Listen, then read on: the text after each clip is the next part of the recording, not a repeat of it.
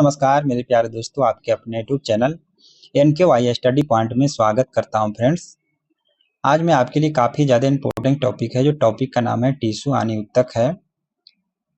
Top 30 प्रश्न का MCQ देखेंगे। प्रश्न है जो सारा प्रीवियस ईयर क्वेश्चन है, जो हर एग्जाम में पूछे जाने वाले प्रश्न। अगर किसी भी कॉम्पिटिटिव एग्जाम की तैयारी करते हैं तो आपको काफ़ी ज़्यादा महत्वपूर्ण प्रश्न होंगे। टॉप 30 प्रश्न है। आज पढ़ेंगे उत्तक यानी टिश्यू, कोशिकाओं के समूह को यानी उत्तक टिश्यू बोलते हैं। आइए हम टिश्यू के बारे में थोड़ा डिटेल्स देख लेते हैं। टिश्यू क्या होता है यानी टिश्यू कोशिकाओं के समूह को टिश्यू यानी उत्तक बोलते हैं। उत्तक के प्रकार पढ़ेंगे। उत्तक दो प्रकार के होते हैं यानी पादप उत्तक दो प्रकार के, जो एगो मेरिस्टेमेटिक उत्तक हो जाएंगे, एगो अस्थायी उत्तक हो जाएंगे।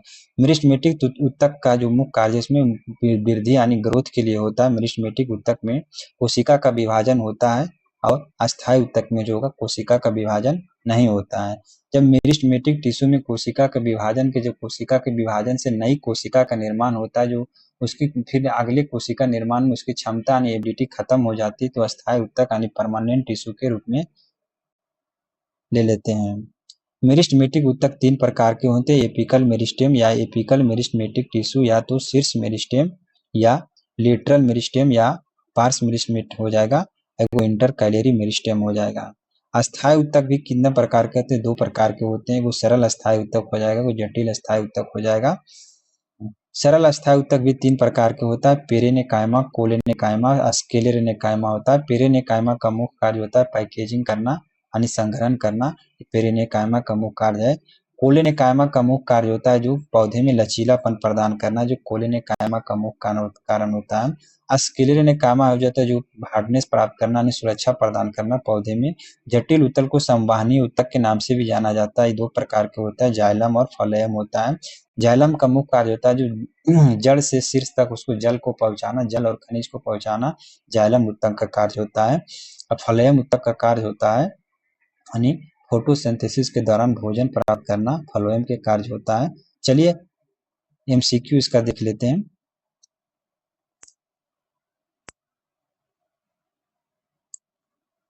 पहले क्वेश्चन है, पौधे में जल और खनिज का लवणों का परिवहन मुख्य कार्य किस उत्तक के कारण होता है? तो पौधे में जल और खनिज का मुख्य कारण हो जाएगा जाइलम उत्तक के कारण। ऑप्शन नंबर बी इसका करेक्ट आंसर हो जाएगा। फ्रेंड्स, पौधे में जल और खनिज का लवणों को जटिल उत्तक यानी जाइलम उत्तक के द्वारा। ऑप्शन नंबर बी इसका करेक्ट आंसर हो जाएगा। अगले प्रश्न है, जाइलम निम्न में से कौन सी कोशिकाओं को मृत होती है? यानी जाइलम निम्न से कौन सी कोशिकाएं जो मृत होती है? आपका करेक्ट आंसर हो जाएगा जो वाहिकाएं और ट्रैकिड जो होती है मृत कोशिकाएं होती है। ऑप्शन नंबर ए इसका करेक्ट आंसर हो जाएगा। जाइलम में निम्न से कौन सी कोशिकाएं मृत होती है? तो आपका वाहिकाएं और ट्रैकिड जो होती है मृत होती है, बाकी सब जीवित कोशिकाएं होती है। पेरेनिकाइमा, चालनी नालिकाएं, सहचारी कोशिकाएं सारा जीवित होती है, लेकिन वाहिकाएं और ट्रैकिड जो होती है मृत कोशिकाएं होती है। दोस्तों, अगर चैनल पर नए जुड़े हैं तो चैनल को लाइक सब्सक्राइब कर लीजिए, बेल आइकन प्रेस कर लीजिए ताकि अगर वीडियो अपलोड करें तो आपके पास नोटिफिकेशन पहुंचे। आइए अगले प्रश्न नेक्स्ट प्रश्न पे चलते हैं। नेक्स्ट प्रश्न है, फ्लोएम का कौन सा घटक जो है, फ्लोएम का कौन सा घटक जीवित कोशिकाओं से बना होता है? तो फ्लोएम का कौन सा घटिकाएं जो होती है जीवित कोशिकाएं से बनी होती है? जो चालनी नालिकाएं होती है यानी सीव ट्यूब जो होती है, इसका जीवित कोशिकाओं से बनी होती है। ऑप्शन नंबर सी इसका करेक्ट आंसर हो जाएगा। ट्राइकिड वाहिकाएं और जाइलम फाइबर सब मृत कोशिकाएं होती है, लेकिन चालनी नालिकाएं यानी जो जीवित कोशिकाएं की बनी होती है। चलिए अगले प्रश्न पे चलते हैं। नेक्स्ट प्रश्न है, पौधे की लंबाई की वृद्धि की मुख्यतः किस उत्तक के कारण होती है? यानी पौधे की लंबाई में वृद्धि के किस उत्तक के कारण होती है? तो आपका करेक्ट आंसर हो जाएगा शीर्ष मेरिस्टेम उत्तक के कारण होता है, यानी एपिकल मेरिस्टेमेटिक टिश्यू के कारण होता है पौधे की वृद्धि के मुख्य रूप से। ऑप्शन नंबर बी इसका करेक्ट आंसर हो जाएगा। पौधे की लंबाई में ग्रोथ के लिए सबसे कौन सा होता है? मेरिस्टेमेट यानी apical meristematic tissue. Option number B इसका करेक्ट आंसर हो जाएगा। चलिए अगले प्रश्न पे चलते हैं। अगले प्रश्न है, तने की लंबाई यानी तने की मोटाई बढ़ाने में मेरिस्टेम कौन सा होता है? यानी तने की जो मोटाई बढ़ाने के लिए, तने के व्यास यानी रेडियल हिस्सा को बढ़ाने के लिए आपका कौन सा हो जाएगा? ऑप्शन नंबर इसका सी करेक्ट है, पार्श्व मेरिस्टेम हो जाएगा। ऑप्शन नंबर सी इसका करेक्ट आंसर हो जाएगा। यानी तने की मोटाई बढ़ाने के लिए मेरिस्टेम जो आपका होगा पार्श्व मेरिस्टेम। ऑप्शन नंबर सी इसका लेटरल। ऑप्शन नंबर सी इसका करेक्ट आंसर हो जाएगा। चलिए अगले प्रश्न पे चलते हैं। अगले प्रश्न है, घास में घास में काटे जाने यानी घास को काटे जाने के बाद पुनः वृद्धि किस मेरिस्टेम ऊतक के संभव के कारण होती है? इसका करेक्ट आंसर हो जाएगा अंतर्विषीय ऊतक, ऑप्शन नंबर सी इसका करेक्ट आंसर हो जाएगा। यानी घास में काटे जाने के बाद पुनः वृद्धि किस मेरिस्टेम के ऊतक के कारण होता है? यानी दो पत्तियों के बीच की दूरी के जो होता है उसका इंटरकैलेरी बोला जाता है अंतर्विषीय ऊतक। यानी जो लंबाई यानी वृद्धि यानी ग्रोथ के लिए कौन सा होता है? तो अंतर्विषीय यानी इंटरकैलेरी, ऑप्शन नंबर सी इसका करेक्ट आंसर हो जाएगा। चलिए अगले प्रश्न पे चलते हैं। अगले प्रश्न है पौधे में भोजन का परिवहन किस ऊतक के कारण होता है? तो पौधे में भोजन का जो परिवहन होता है जटिल ऊतक के कारण होता है, यानी संवहनीय ऊतक जो कौन सा होता है पौधे में परिवहन के लिए भोजन के लिए? तो आपका फ्लोएम हो जाएगा, ऑप्शन नंबर बी इसका करेक्ट आंसर हो जाएगा। चलिए नेक्स्ट प्रश्न पे चलते हैं फ्रेंड्स।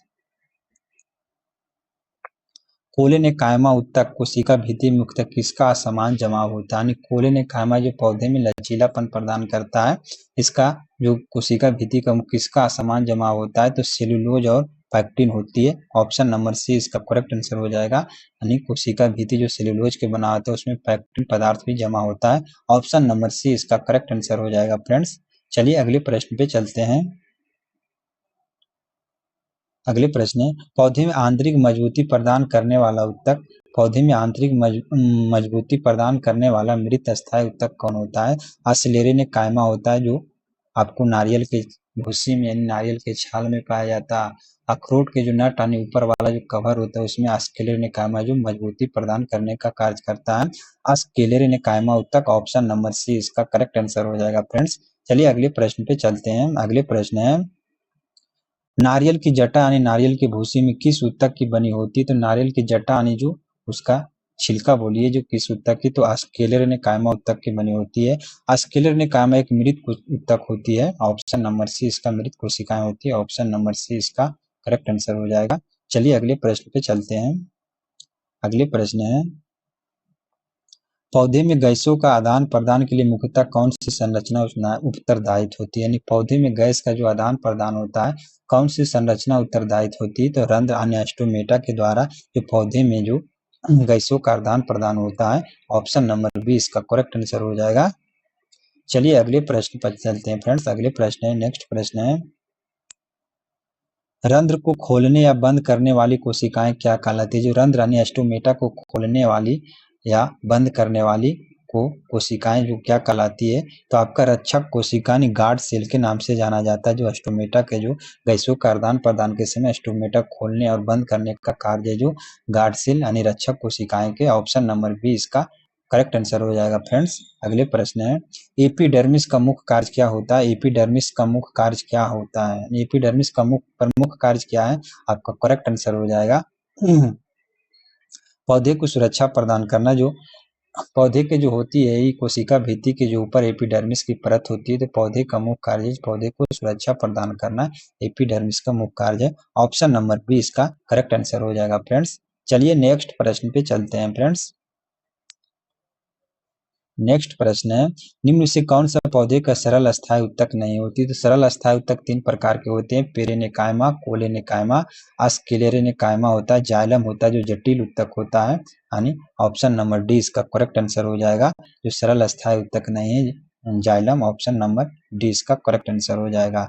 अगले प्रश्न पे चलते हैं फ्रेंड्स। अगले प्रश्न है जाइलम और फ्लोएम संयुक्त रूप से क्या कहा जाता है? जाइलम और फ्लोएम को संयुक्त रूप से एक संवहनी ऊतक के नाम से भी जाना जाता है, इसे जटिल ऊतक भी बोला जाता है। तो संवहनी ऊतक ऑप्शन में, तो ऑप्शन नंबर बी इसका करेक्ट आंसर हो जाएगा, क्योंकि जाइलम है जो जड़ से ऊपर से इस पत्ती तक ले जाता है, खनिज और जल को ले जाता है। फ्लोएम है जो फोटोसिंथेसिस के द्वारा भोजन प्राप्त करता है पौधे में, तो ऑप्शन नंबर बी इसका करेक्ट आंसर हो जाएगा संवहनीय ऊतक।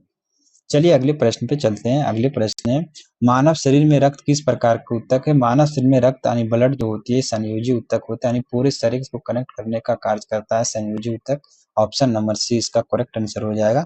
मानव शरीर में जो रक्त है जो कैसा ऊतक है? तो संयोजी ऊतक है। चलिए अगले प्रश्न पे चलते हैं। अगले प्रश्न है रक्त को संयोजी ऊतक क्यों माना जाता है? रक्त को संयोजी ऊतक क्यों माना जाता है? यानी रक्त को संयोजी ऊतक क्यों माना जाता है? या शरीर के विभिन्न भागों के बीच पदार्थों का परिवहन करता है, यानी कनेक्ट करने का कार्य करता है। आपका राइट आंसर हो जाएगा ऑप्शन नंबर बी इसका करेक्ट आंसर। रक्त एक संयोजी ऊतक है। ऑप्शन नंबर बी इसका करेक्ट आंसर हो जाएगा। अगले प्रश्न है, उपकला ऊतक का मुख्य कार्य कौन सा है? उपकला ऊतक है जो शरीर की सतह के अंगों के आंतरिक सतह को ढकने का कार्य करता है। उपकला ऊतक कहाँ पाया जाता है? तो हमारी त्वचा में जो पाया जाता है उपकला ऊतक। ऑप्शन नंबर ए इसका करेक्ट आंसर हो जाएगा। शरीर की सतह के अंगों के आंतरिक सतह को ढकने का कार्य कौन करता है? उपकला ऊतक। ऑप्शन नंबर ए इसका करेक्ट आंसर हो जाएगा। फ्रेंड्स चलिए अगले प्रश्न पे चलते हैं। अगले प्रश्न है, फेफड़ों की या वायु कोशिकाओं यानी एल्वेओली में किस प्रकार का उपकला ऊतक पाई जाती है? यानी वायु कोशिकाओं में जो एल्वेओली किस प्रकार की उपकला ऊतक पाई जाती है? आपका करेक्ट आंसर हो जाएगा जो सरल एवं चपटी उपकला ऊतक पाई जाती है। ऑप्शन नंबर बी इसका करेक्ट आंसर हो जाएगा। सरल सल्की चपटी उपकला ऊतक पाया जाता है। ऑप्शन नंबर बी इसका करेक्ट आंसर हो जाएगा। चलिए अगले प्रश्न पे चलते हैं। अगले प्रश्न है, छोटी आंत की आंतरिक सतह पर मुख्यतः कौन सी उपकला पाई जाती है जो खंभानुमा आकार की जो पाई जाती है? छोटी आंत की आंतरिक सतह पर कौन सी होता है? उसमें सिलिया सिलिया जैसे बाल उभरा हुआ होता है, यानी स्तंभाकार उपकला ऊतक हो जाएगा। ऑप्शन नंबर बी ए इसका करेक्ट आंसर हो जाएगा। ऑप्शन नंबर ए इसका राइट आंसर हो जाएगा। चलिए अगले प्रश्न पे चलते हैं फ्रेंड्स।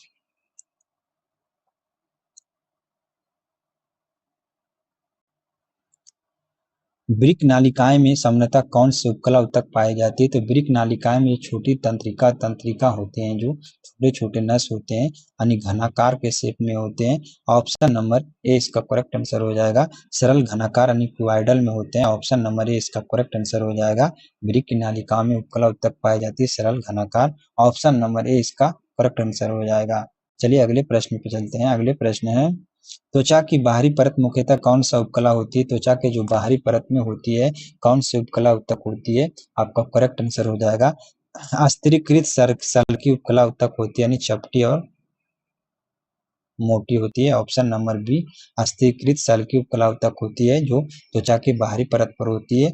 स्थिरीकृत मतलब जैसे सल्की उपकला के जो लेयर के लेयर बना दीजिएंगे तो स्थिरीकृत के रूप में हो जाएगा, यानी स्थिरीकृत चपटी हो जाएगा। ऑप्शन नंबर बी इसका करेक्ट आंसर हो जाएगा। चलिए अगली प्रश्न पे चलते हैं। हृदय की मांसपेशियों में कौन सा ऊतक पाया जाता है? तो हृदय की मांसपेशियों में हृदय पेशियां पाई जाती है। ऑप्शन नंबर सी इसका करेक्ट आंसर हो जाएगा। ऑप्शन नंबर सी इसका राइट आंसर हो जाएगा। यानी हृदय पेशियां एक अनैच्छिक पेशियां हैं जो हमारी इच्छा के अनुसार कार्य नहीं करता है। यानी हृदय मांसपेशियों में कौन सा ऊतक पाया जाता है? तो हृदय पेशियां। ऑप्शन नंबर सी इसका करेक्ट आंसर हो जाएगा। चलिए अगले प्रश्न पे चलते हैं। हृदय पेशियां प्रमुख विशेषता क्या है? तो हृदय पेशियां जो अनैच्छिक पेशियां अवसखित है जो हमारी इच्छा के अनुसार नहीं करता है तो अनैच्छिक रूप से है जो ऑप्शन नंबर बी इसका करेक्ट आंसर हो जाएगा। अनैच्छिक एवं सखित हो जाएगा। ऑप्शन नंबर बी इसका करेक्ट आंसर हो जाएगा। अगले प्रश्न पे चलते हैं फ्रेंड्स। अगले प्रश्न है, चिकनी पेशियां कहाँ पाई जाती है? तो चिकनी पेशियां एक अनैच्छिक पेशियां होती है जो हमारी इच्छा के अनुसार कार्य नहीं करता है, जो जैसे आंत एवं रक्त वाहिकाओं की दीवार में जो होती है संकुचन का कार्य होती है, यानी जो हम भोजन लेते हैं खाते हैं उसका जो आगे बढ़ाने सुचारू रूप से चलाने का कार्य कौन करता है? उसको हमारी इच्छा के अनुसार नहीं होता है। तो चिकनी पेशियां भी जो है अनैच्छिक पेशियां जो आंत एवं रक्त की वाहिनियों में रक्त नालिकाओं में पाई जाती है। ऑप्शन नंबर बी इसका करेक्ट आंसर हो जाएगा। ऑप्शन नंबर बी इसका राइट आंसर हो जाएगा। चलिए अगले प्रश्न पे चलते हैं। अगले प्रश्न है, तंत्रिका ऊतक की संरचनात्मक एवं क्रियात्मक इकाई को क्या बोलते हैं? तो तंत्रिका तंत्र की संरचनात्मक एवं क्रियात्मक इकाई को न्यूरॉन हो जाएगा। ऑप्शन नंबर बी इसका करेक्ट आंसर हो जाएगा। तंत्रिका ऊतक की संरचनात्मक एवं क्रियात्मक इकाई न्यूरॉन। ऑप्शन नंबर बी इसका करेक्ट आंसर हो जाएगा। अगले प्रश्न है, हड्डियों की कठोरता मुख्यतः किस कारण होती है? हड्डी की कठोरता मुख्यतः किसके कारण होती है? तो हड्डियों में कैल्शियम और फास्फोरस मौजूद होता है। ऑप्शन नंबर बी इसका करेक्ट आंसर हो जाएगा। हड्डियों की कठोरता मुख्यतः किस कारण होती है? तो कैल्शियम और फास्फोरस। ऑप्शन नंबर बी इसका करेक्ट आंसर हो जाएगा। चलिए अगले प्रश्न पे चलते हैं। अगले प्रश्न है, उपस्थि यानी कार्टिलेज की तुलना में हड्डी प्रमुख विशेषता क्या होता है? उपस्थि यानी कार्टिलेज, उपस्थि यानी कार्टिलेज होता है या उपस्थित नहीं या कठोर होता है? नहीं, उप में रक्त वाहिकाएं अधिक होती है तो इसका करेक्ट आंसर हो जाएगा ऑप्शन नंबर ए, या एक अधिक कठोर होता है। उपस्थि जो मुलायम होता है लेकिन हड्डी का जो होता है कठोर बहुत हार्डनेस होता है। उपस्थि जो होता है हमारे नाक और कान के जो मुलायम हड्डी है उसी में पाया जाता है। ऑप्शन नंबर ए इसका करेक्ट आंसर हो जाएगा। ऑप्शन नंबर ए इसका राइट आंसर हो जाएगा। चलिए अगले प्रश्न पे चलते हैं। अगले प्रश्न है टेंडन यानी कंडरा भी बोला जाता है, टेंडन यानी कंडरा किसे जोड़ता है? तो मांसपेशी से हड्डी का जोड़ने का कार्य कौन करता है? तो टेंडन करता है। Option number